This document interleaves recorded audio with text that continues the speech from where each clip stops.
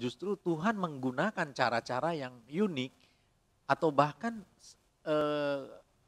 menghambat kita atau melarang kita dengan caranya supaya kita tidak mendapatkan proyek yang besar di mana ujungnya itu ternyata kehancuran. Tuhan sudah katakan Allah ada di dalam kita. Dalam bentuk apa? Di sini dikatakan, yaitu roh yang telah Ia karuniakan kepada kita. Di dalam roh.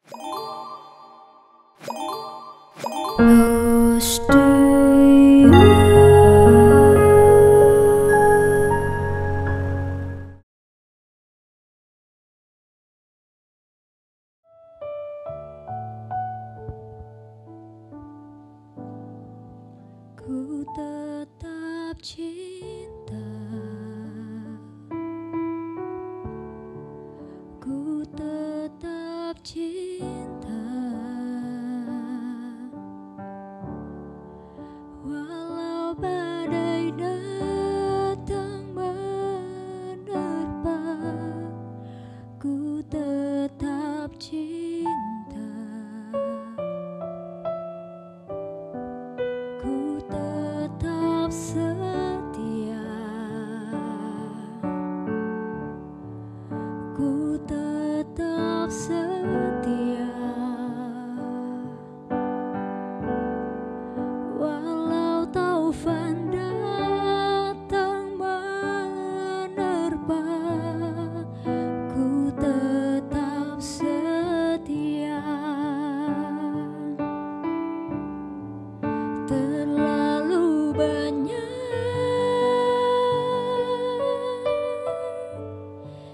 yang Tuhan telah beri, takkan mungkin ku balas dari apa yang ku miliki. Ku persembahkan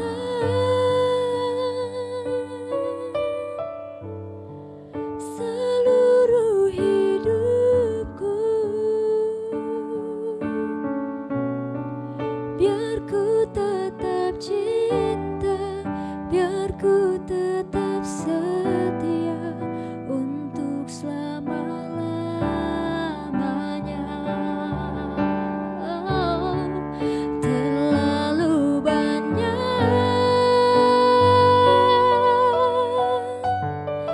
yang Tuhan telah beri, takkan mungkin ku balas dari apa yang ku miliki. Ku persembahkan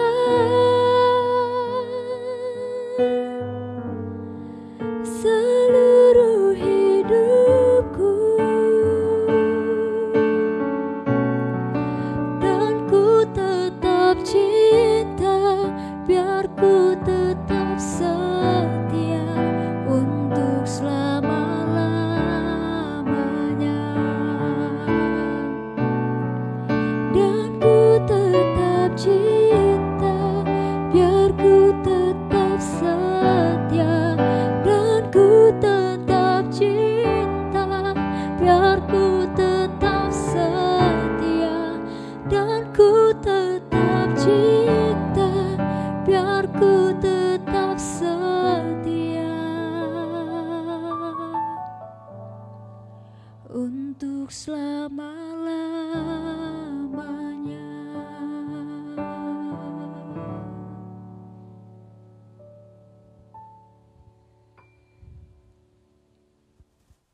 Shalom Bapak Ibu Saudara, bertemu lagi di acara Close to You, acara yang ingin membuat kita semakin hari semakin intim dengan Tuhan.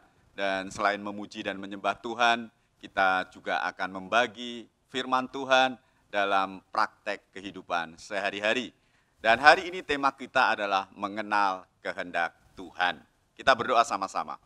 Bapa Allah yang baik, Allah yang kami kenal di dalam nama Tuhan kami Yesus Kristus, mengucap syukur hari ini Engkau memberkati kami, memberikan kekuatan, kesehatan kepada kami.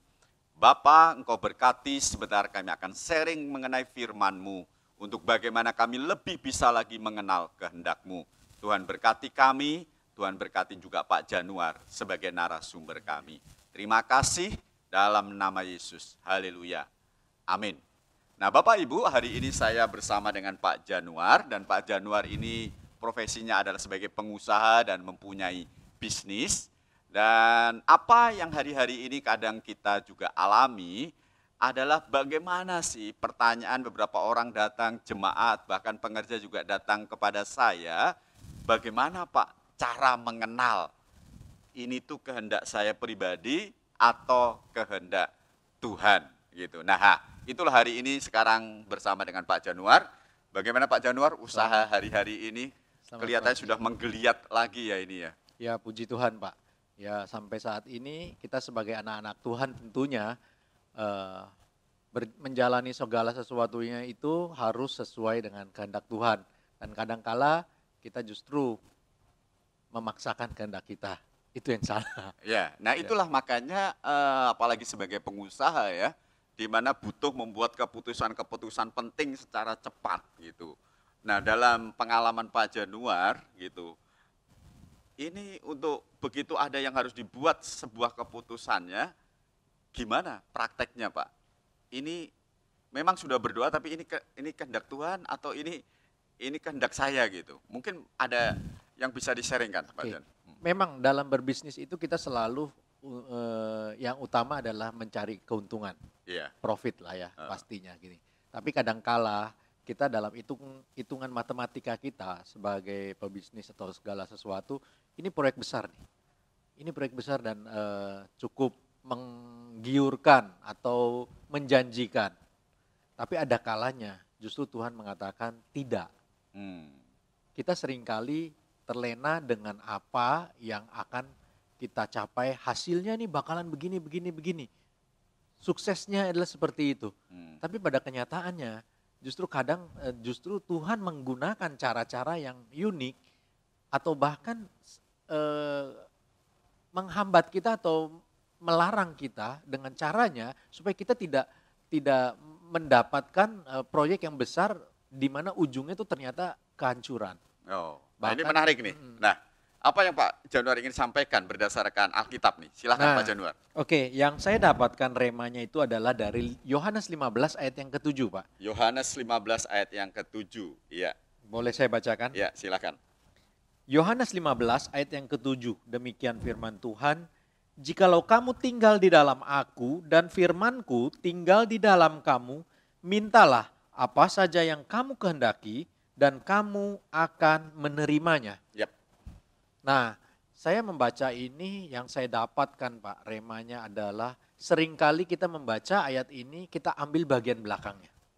Yang paling enaknya aja nih Pak, bahwa mintalah apa saja yang kamu kehendaki dan kamu akan menerimanya. Okay. Oh mantap, kita sebagai anak Tuhan, kita dikenal orang Kristen, kita punya Bapa di sorga, otomatis kita merasa seringkali kita bahwa kita minta apa aja, pasti Tuhan akan memberikan. Nah ayat yang ini kita ambil enaknya aja bagian belakang. Tapi kita lupa yang di bagian depan. Dikatakan bahwa di sini di bagian depan, jikalau kamu tinggal di dalam aku dan firmanku tinggal di dalam kamu. Oke. Itu sebenarnya syarat yang cukup berat Pak. Iya. Ya kan, kita harus tinggal di dalam Tuhan. Cara hidup kita, kelakuan kita, perilaku kita, perkataan kita, tindak tanduk kita haruslah sudahkah sesuai dengan firman Tuhan. Kalau kita sudah sesuai dengan firman Tuhan, maka Allah ada di dalam kita. Barulah kita apa yang kita minta, apa yang kita butuhkan itu bisa terrealisasi. Nah, kalau kita bicara di sini menarik bahwa tinggal di dalam aku dan firmanku tinggal di dalam kamu. Artinya sepertinya kita bersatu kan, tinggal di dalam aku berarti tinggal di dalam Tuhan. Betul. Artinya kan kontrol kehidupan kita bukan di kita lagi gitu ya. Iya. Seperti apa Pak Januar ini? Benar, itu berarti namanya hidupku bukan aku lagi. Oke. Tapi Tuhan yang hidup di dalam aku. Jadi kita sudah tidak berhak lagi dalam artiannya segala sesuatu yang kita lakukan itu untuk pribadi kita, individual kita. Ingat, berarti kita sudah dibayar lunas oleh Tuhan. Iya. Hidup kita itu adalah milik Tuhan. Tuhan ada di dalam kita. Berarti tidak lagi kita menggunakan akal pikiran manusia kita lagi. Tapi kita harus gunakan akal pikiran Tuhan. Nah, dalam berbisnis juga unik jadinya, Pak. Oke. Kadangkala saya juga merasa, aduh, ini kok rugi ya? Saya harus lakukan rugi, ini gimana sih ya? Saya nggak ambil, ya dalam artinya, istilahnya saya dipaksa no choice untuk mengambil proyek ini walaupun itu rugi. Tapi Tuhan punya rencana yang lain gitu loh. Ketika saya melakukan satu hal, dan ini beberapa kali terjadi yang saya alami, saya kasihan juga terhadap orang ini atau klien saya ini, saya bantu, tapi beberapa tahun kemudian ternyata dia bangkit, perusahaan itu bangkit dan berjaya. Nah disitulah saya justru mereka mengingat bahwa saya pernah menolong dia. Nah itu cara Tuhan juga, Pak. Iya, Jadi kadang-kadang kalau secara manusia tidak akan kita lakukan. Kenapa? Karena kita rugi. Iya. Tetapi secara hitung-hitungan dari Tuhan, kita harus bantu dia. Dan akhirnya justru dia menjadi sumber berkat juga buat kita. Iya. Kita nggak tahu Pak rencana Tuhan tuh ke depan bagaimana. Betul. Dan itu kita hanya bisa mengerti ketika kita tinggal di dalam Dia. Betul, Dan Pak. firman-Ku artinya ya, Ya. ada keintiman sama Tuhan sehingga kita tahu, oh ini harus diambil apa tidak, oh ini walaupun rugi kok tapi kelihatannya Iya. harus diambil. Betul. Gitu. Betul sekali. Nah, sekarang tantangannya kan untuk memelihara keintiman Pak Januar ya, untuk memelihara supaya kita tetap tinggal di dalam Tuhan itu seperti apa kuncinya dalam pengalaman Pak Januar? Kita harus membina hubungan komunikasi kita sama Tuhan jangan terputus. Oke. Bahkan kalau dibilang perharinya itu bukan lagi per hari, bahkan per menit, per detiknya pun kita harus berada selalu, istilahnya dimanapun kita berada, sadar atau tidak sadar itu Tuhan ada bersama dengan kita. Nah itu harus kita bina. Ketika kita sadari itu dan kita bina itu untuk terus berada dalam diri kita, tentunya ketika kita melakukan segala sesuatu untuk perbuatan yang salah, menyimpang, dosa, itu seperti ada yang mengingatkan. Ada yang ya. mengingatkan. Tiba-tiba, oh Iya. ini benar apa enggak? Kalau gitu. kita sendirian aja nih Pak, mungkin kita akan merasa Tuhan nggak memperhatikan. Iya. Tetapi kalau kita sudah selalu yakin Tuhan selalu ada di samping kita bukan sendiri. Iya. Ada orang, ada pribadi yang bersama dengan kita. Itulah supaya kita bisa menyatu dengan Tuhan. Jadi jangan sampai kehidupan kita tinggal di dalam Tuhan itu cuma ada di ruang doa ya. Betul, Pak. Setelah kita doa, keluar kamar, Tuhannya kita tinggal gitu. Apalagi per minggu, Pak. Apalagi Setelah per minggu ibadah, ya, hari cuma ada Minggu, Senin mulai terus, dosa lagi. Ya. Jadi tinggal di dalam Tuhan artinya setiap titik kehidupan dalam hidup kita, setiap langkah-langkah kita, itu Tuhan harus ada. Sehingga disitulah kita tadi ya, kita akan dapat kepekaan. Betul. Ya. Nah, tadi untuk melatih kepekaan, nah itu menjadi tantangan yang lain Pak Januar ya. Supaya kita peka suara Tuhan itu seperti apa? Jadi kita peka suara Tuhan tentunya kembali lagi bagaimana kita bisa tahu bahwa Allah itu ada di dalam kita dulu. Kalau Allah kita nggak tahu, nggak merasa bahwa Allah itu tidak ada di dalam kita, tentunya kita akan nggak ada hubungan komunikasi. Tuhan udah bicara loh melalui firman Tuhan ini bahkan. Tapi kita nggak merasa. Tuhan nggak ada yang merasa di dalam kita. Kita bisa lihat Pak di ayat di 1 Yohanes 3 ayat 3 24. Ayat 24. 1 Yohanes 3 ayat 24. Ya, silakan Pak Januar. Saya bacakan ya. Ya. 1 Yohanes 3 ayat yang ke-24. Barang siapa menuruti segala perintahnya, ia diam di dalam Allah dan Allah di dalam dia. Dan demikianlah kita ketahui bahwa Allah ada di dalam kita, yaitu Roh yang telah Ia karuniakan kepada kita. Jadi kalau dipikir begini Pak, ayat ini mengatakan bahwa kalau kita menuruti segala perintahnya dan dia dalam kita hidup di dalam Allah, maka Allah itu pasti ada dalam kita. Kuncinya adalah apa? Kita menuruti perintah Tuhan. Ketika kita menuruti perintah Tuhan, kita bisa menjalin komunikasi Tuhan. Artinya dengan ketika intens. menuruti perintah Tuhan, Tuhan itu yang mengontrol hidup kita. Betul, ya. Pak. Oke. Itu ada di dalam kita. Heeh. Jadi bukan kehendak kita lagi yang kita ini. Kita sering kali kan maunya, nah banyak sekali pertanyaan orang mengatakan gimana sih kita kenal tuh kehendak Tuhan tuh? Padahal kita kan maunya selalu kalau bisa gini, dalam melakukan sesuatu seperti di awal tadi Bapak bilang bahwa dalam berbisnis saya ambil gak nih proyek ini? Saya ambil gak nih gini? Maunya kan Tuhan langsung berbicara, ambil. Iya. Kalau ambil pasti sukses nih. Ya kan? Tapi kalau sekarang Tuhan sudah katakan Allah ada di dalam kita. Dalam bentuk apa di sini dikatakan? Yaitu roh yang telah Ia karuniakan kepada Di kita. dalam roh. Iya. Kalau kita sudah ada roh Tuhan, apapun yang kita lakukan pasti sesuai dengan rencana Tuhan. Nggak mungkin melenceng, Pak. Iya. Kita nggak mungkin, kalau memangnya melenceng Tuhan bisa ubahkan itu menjadi berkat. Iya, Gitu iya, loh. iya, luar biasa. Saudara, hari ini kita belajar bagaimana mengenal Tuhan, ya, mengenal kehendak Tuhan. Dan tadi sudah diseringkan oleh Pak Januar, ya, bahwa ada dua hal, ya, untuk kita bisa mengenal kehendak Tuhan, yaitu yang pertama, kita tinggal di dalam Tuhan, ya, dan kemudian firman-Ku tinggal di dalam kamu. Dengan demikian, yang mengontrol hidup kita adalah Tuhan. Dan ketika Tuhan ada di dalam kita, semakin hari kita semakin kenal, kita semakin peka suara Tuhan. Ya, Pak Danuar silahkan berdoa untuk kita semua untuk semakin hari bisa mengenal. Oke, mari Kehendaknya. kita tundukkan kepala, kita berdoa.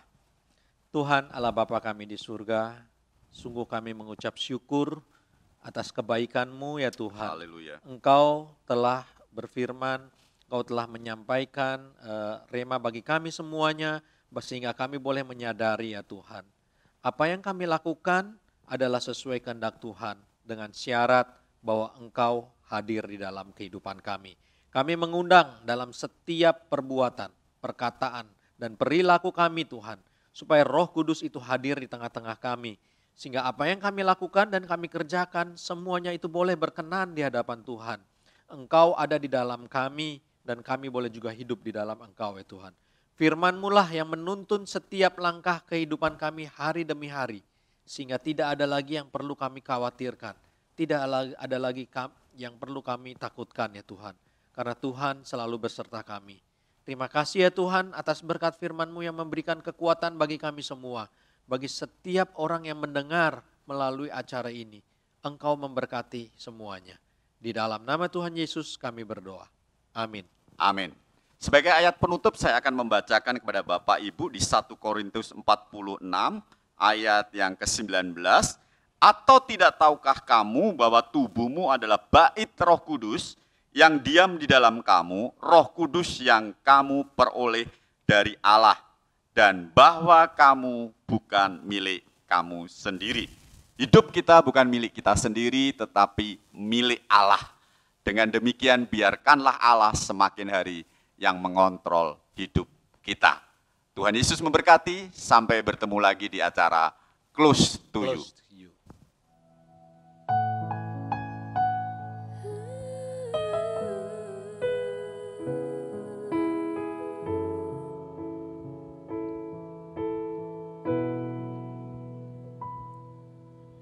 You are forever in my life. You see me through the seasons. Cover me with your hand and lead me in your righteousness, and I look to you, and I wait on you.